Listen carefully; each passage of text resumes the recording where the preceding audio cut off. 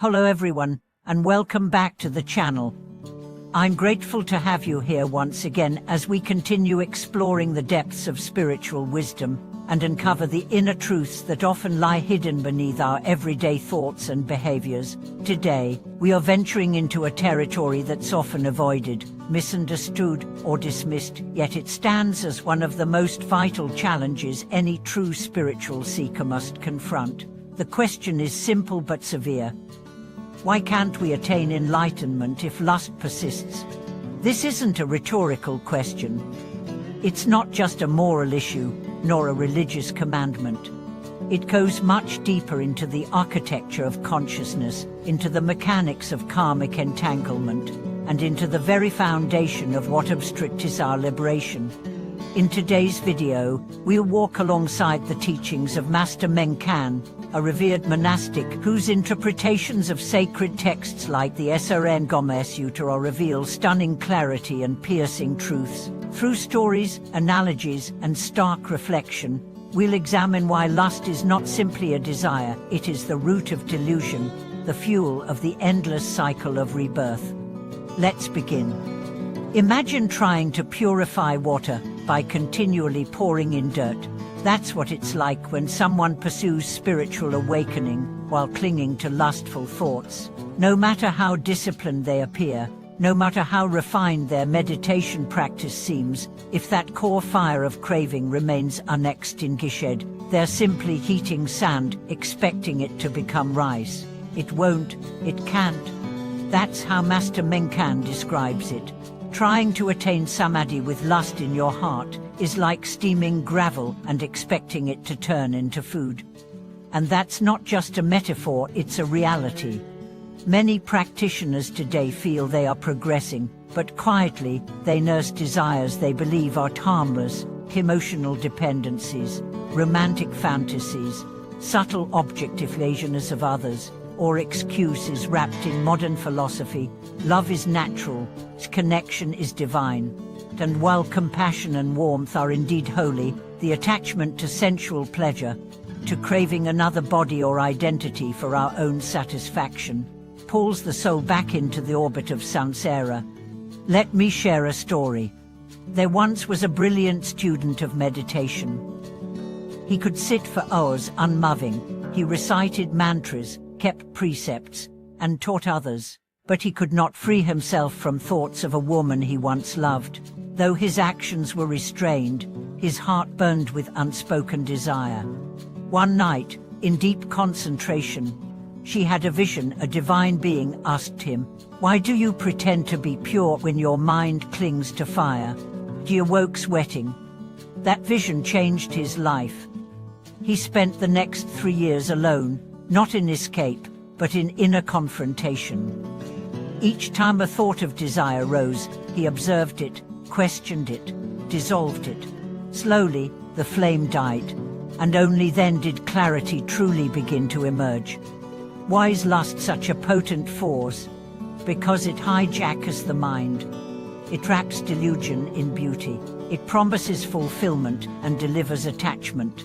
It whispers that joy lies outside you, in another body, another experience, another fantasy.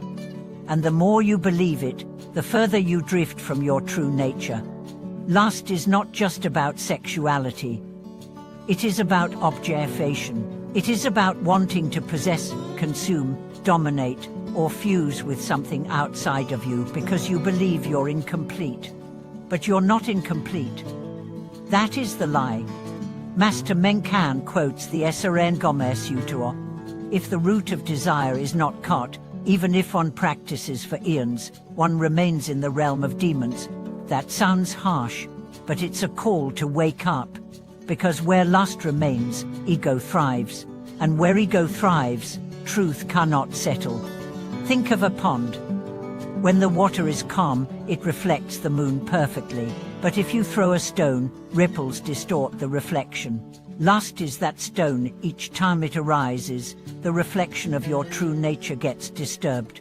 You see shapes that aren't there. You chase after illusions.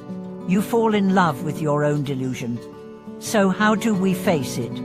How do we overcome it? not with repression, not with shame, but with awareness.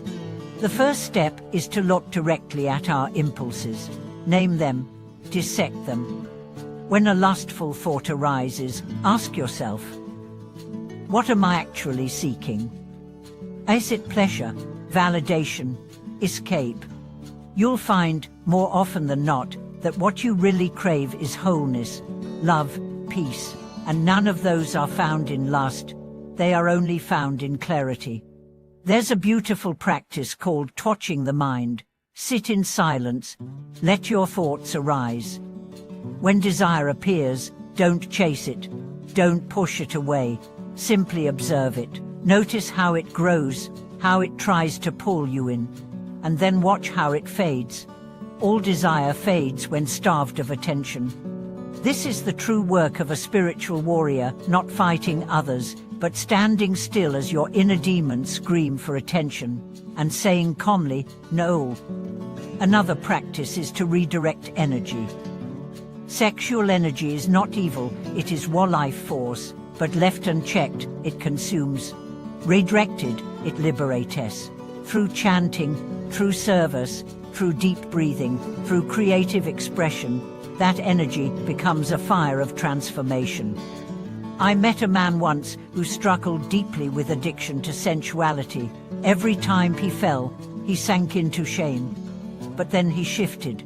Instead of judging himself, she began transmuting those urges into mantras. Every time a thought of lust appeared, he'd chant Avalokiteshvara's name. Over time, the habit changed. The energy stayed, but its direction was different. What once dragged him down, now lifted him up. Master Meng often warned, you may think your practice is deep, but if you harbor lust, you walk on the edge of a cliff. It's that serious. Because lust blinds, it erases your discernment. You trust people you shouldn't. You make decisions your soul regrets. You sell your dignity for temporary pleasure. And all of it pulls you further from the path. But here's the good news. It's never too late to turn inward. You don't need to be perfect. You just need to be honest. The journey of uprooting lust is long. It's not about suppressing feelings. It's about seeing through them. And each time you do, a layer of illusion peels away. Until one day, what remains is pure awareness. Unfaken, radiant, free. This is the heart of the path. So ask yourself now, what desires have you justified? What fantasies have you mistaken for love? What attachments are you afraid to release? And then sit with that, breathe into it, and take the next step. You're not alone. Every seeker walks this path, and the very fact that you're listening to this means you're ready.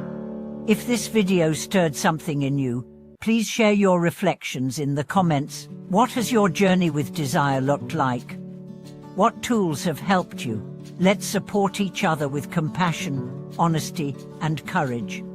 And if you found value here, please like, subscribe, and share this message with someone who might need it. Thank you for watching this video. Until next time, may your path be clear and your heart unshackled.